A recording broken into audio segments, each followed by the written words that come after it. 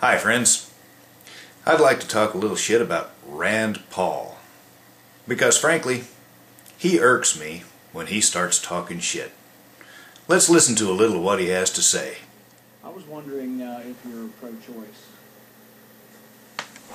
I'm pro-choice of bulbs.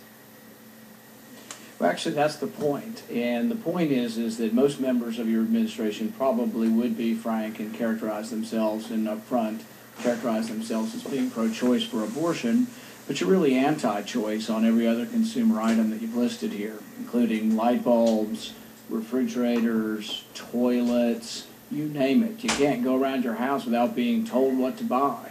You restrict my purchases. You don't care about my choices. You don't care about the consumer, frankly.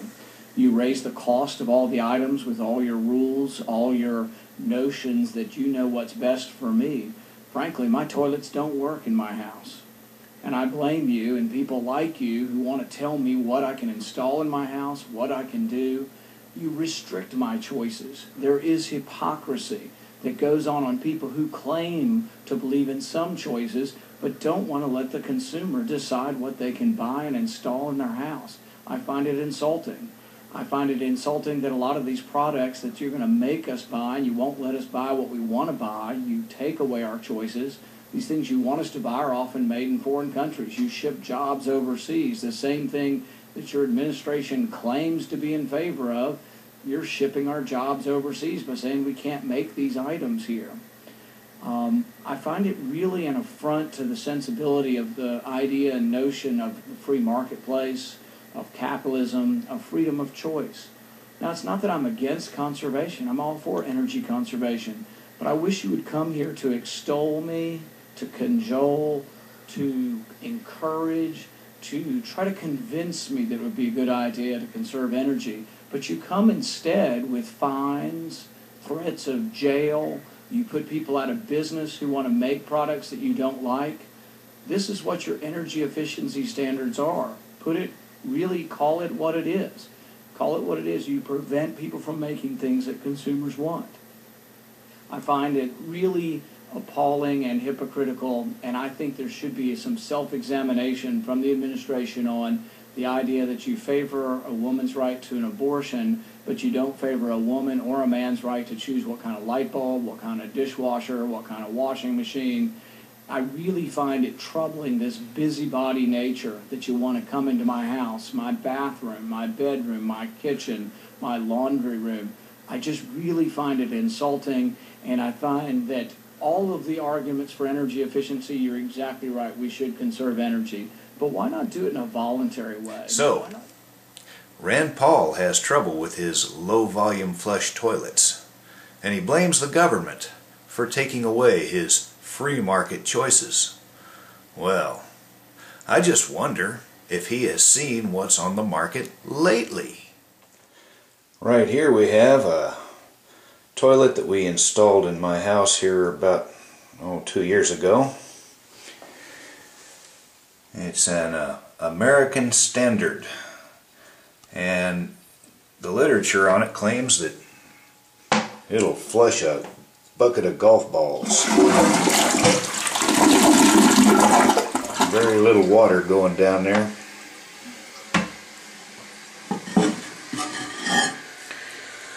And if we look at the works of this thing, it's a little different from the early low volume flush toilets.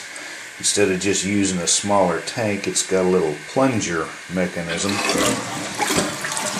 that forces the stuff down, and I tell you what, we haven't had a lick of trouble with this. And he complains about light bulbs.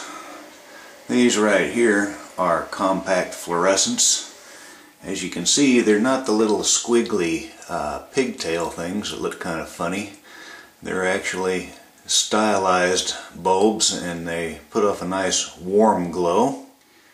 And then of course we do have the little pigtail units, and if you look at that middle bulb there, you'll notice that it has a slightly different color, because we can go down to the store and we can choose what color temperature of bulb we want, and we neglected to get the warm color for on one of our replacement bulbs. That's why we've got one that's a mismatch. But, you know, I don't expect the government to fix that problem for us. My point here is that we do have choices.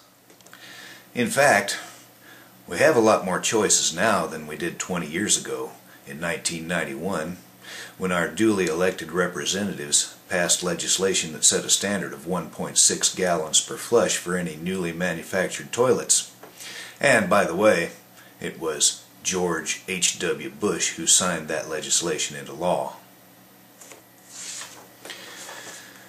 So, the government set the standard and the market responded with things that probably wouldn't have been built if the government hadn't initiated the demand to begin with.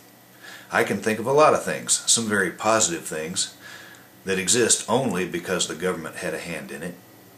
You want some examples? Okay. How about an interstate highway system? It was paid for by defense dollars, so we could move armies from coast to coast. Now we move freight on it. Do you think we haven't enjoyed some considerable commercial and economic benefit from that? How about nuclear power? Admittedly, that's a mixed bag, but it would never have got off the ground, I don't think, if the government hadn't supported the initial research and development. And how about satellites?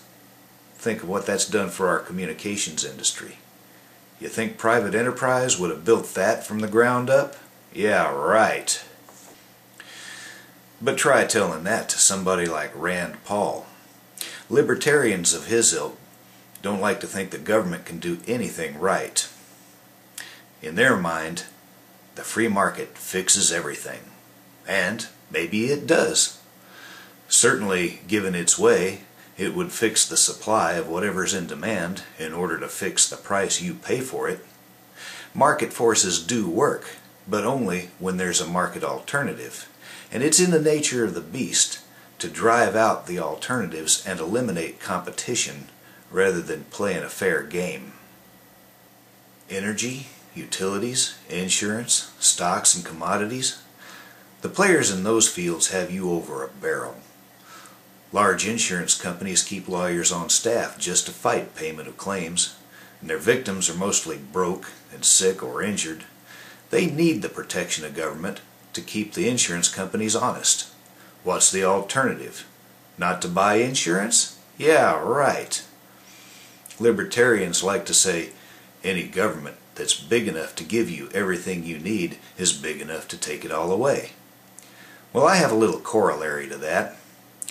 Any corporation that's big enough to give you the best deal in town is also big enough to rob you blind. And you can bet your ass they'll do it too, unless the government stops them.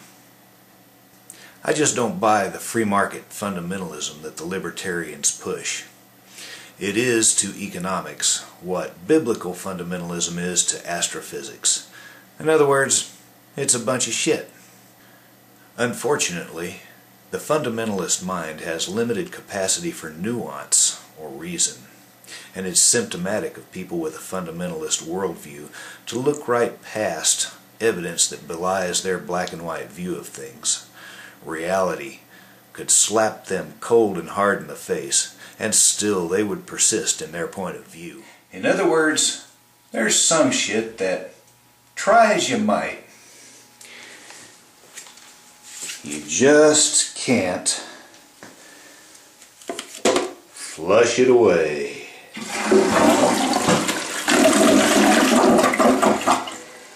There you go. Rand Paul's right. Toilets in my house aren't working. Just can't flush that shit away.